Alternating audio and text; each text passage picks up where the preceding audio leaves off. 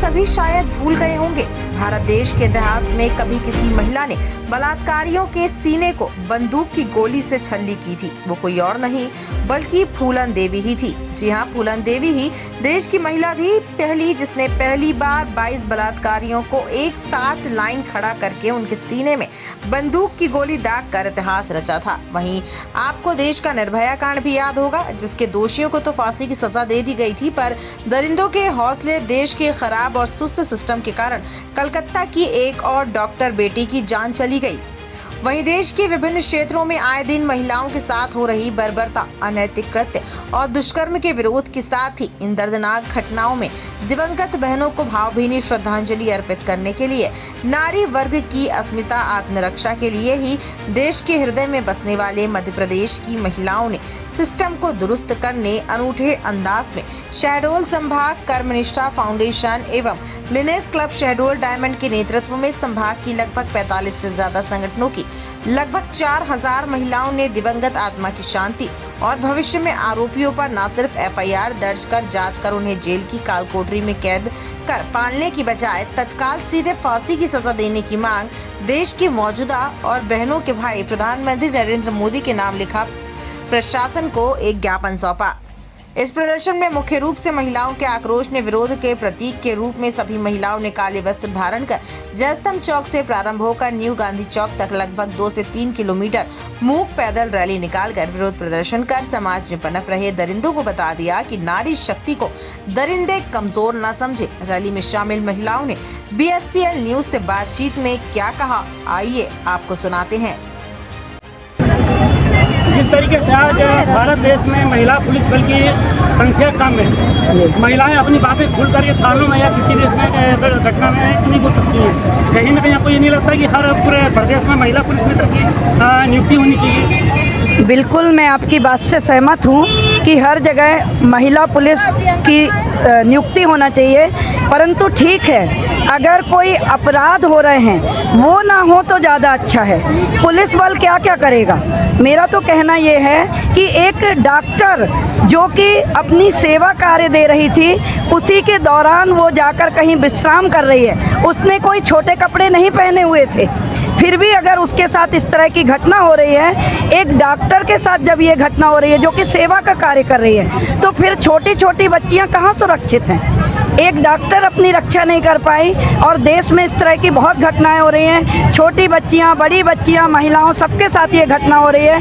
हमें अपने बच्चों में संस्कार डालने होंगे, खासकर पुरुषों की और लड़कों की सोच बदलना होगी।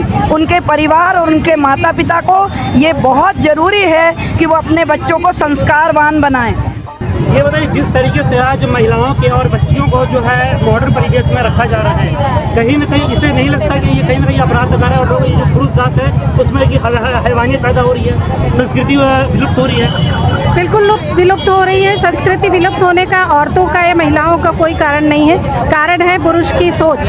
पुरुष जो है अपनी सोच से ऊपर नहीं उठ पा रहे हैं। उनके लिए आज भी महिलाएं जो है उनकी उपयोग की वस्तु है। और उपयोग की वस्तु क्यों समझते हैं महिलाओं को?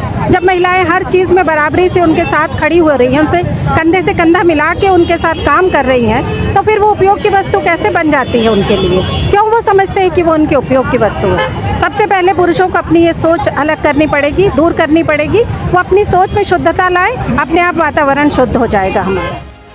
एक मूक रैली निकाली और ये जो है कलकत्ता में जो भी कुछ हुआ है सभी को पता है, उसके अगेंस्ट में था। हम चाहते हैं कि नारी को इस नज़र से ना देखा जाए, सबकी नज़रें बदलें। सब जितने भी लोग हैं वो अपनी नज़रों को ठीक करें और हमारी नारियों की रक्षा हो।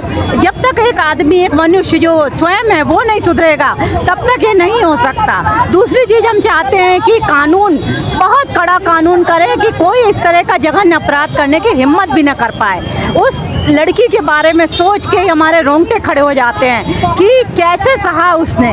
तो हर जिनकी भी लड़की है, माँ है, बहन है, उनको सोचना चाहिए।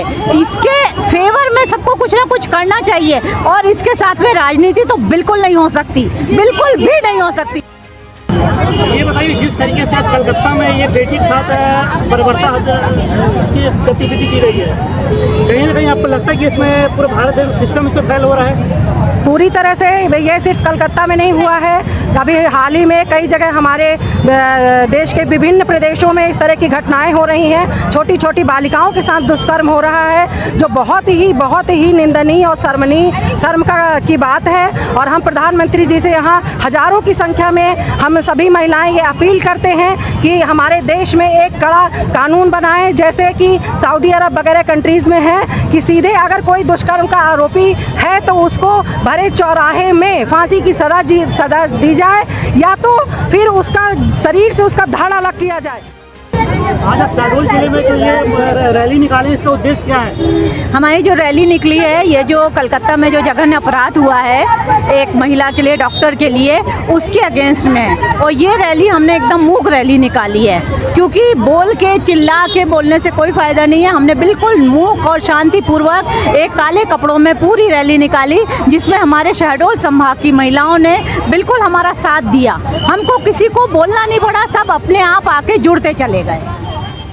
इस तरीके से जो घटनाएं घट रही है महिलाओं के साथ, बच्चियों के साथ, इसको लेकर के आप क्या कहेंगे और किस प्रकार की कार्रवाई होगी? सबसे पहले तो मैं यही कहूँगी, मुक्त करो नारी को, मानो चिरबंदनी नारी को, युग युग की निर्मम कारा से जननी सखी प्यारी को। जब तक लोगों के मन में हमारी नारी के प्रति श्रद्धा नहीं होगी, तब तक हम ये नहीं कर सकते। इसीलिए जयशंकर प्रसाद ने कहा है, नारी तुम केवल श्रद्धा हो, विश्वास रजत नखपत तल में, क्यों सोत्र सी बहा करो जीवन के सुंदर समतल में। मेरी बेटी भी डॉक्टर है और उसका पूर्ण होने वाला इंटर्नशिप में। अब मुझे बहुत डर लग रहा है कि किस तरीके से वो अपने आप को आगे लेकर जाएगी, क्योंकि आए दिन घटनाएं हो रही हैं। यदि नारी के प्रति सुरक्षा नहीं बनाई जाएगी, लड़कियों की देखभाल नहीं की जाएगी, डॉक्टरों को सुरक्षा नहीं दी जाएगी, तो हमें सोचना पड़ेगा कि समाज किस तरीके से आगे जाएगा। जय हिंद, जय भारत।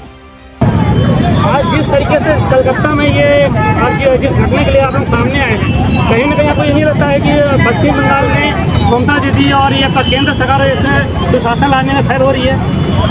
देखिए, हम किसी भी राजनीतिक मामले में हम ये नहीं, कोई भी कमिटमेंट नहीं देंगे, कुछ बोलेंगे नहीं, पर नारी की अस्मिता को बचाने के लिए हर जगह, चाहे वो पश्चिम बंगाल हो और उत्तर प्रदेश हो या फिर वो महाराष्ट्र हो या देहरादून हो, कहीं भी लड़की या बालिकाओं के साथ कुछ भी दुर्घटना और हरकतें हो रही हैं, इसको हम लोगों को बचाना है। और हम सिर्फ किसी देश या किसी प्रदेश के उससे नहीं आए हैं, हम सिर्फ महिलाओं की रक्षा के लिए, महिलाओं के लिए खड़े हुए हैं। और ये जो संगठन आप देख रहे हैं, ये संगठन कई अलग अलग संगठन की महिलाएं हैं जरूर, पर ये सब एक हैं। वहीं इस कार्यक्रम को सफल बनाने में महिला मोर्चा भाजपा नीलम चतुर्वेदी, रीता सोनी, अंजना गुप्ता, प्रेरणा फाउंडेशन की संस्थापक मधुश्री राय, उषा कटारिया, दिशा वेलफेयर एसोसिएशन रूपाली सिंघई, अग्रसेन मार्ग समिति अदिति सारावगी, सर्व ब्राह्मण युवा समिति की अर्चिता अवस्थी, संपूर्णा शुक्ला, शहडोल की ब्यूटिशियन ग्रुप के सोनल भागदेव, हेमलता जायसवाल, श्रद्धा अग्रवाल, आस्था फाउंडेशन की संगीता निकम, संगीता श्रीवास्तव, हिंदू एकता सेवा संघ अर्चना सोंधिया, कल्पना सोनी, श्री राम दरबार विराट, अमर सेना शहडोल, जिला पंचायत उपाध्यक्ष फूलवती सिंह, जिला महिला समिति संगीता दुबे, सविता कटारे एवं सभी संस्थानों की सैकड़ों की सदस्य में महिलाएं उपस्थित रहीं। और इस दौरान महिलाओं का एक अलग ही जनसैलाब देखने को मिला।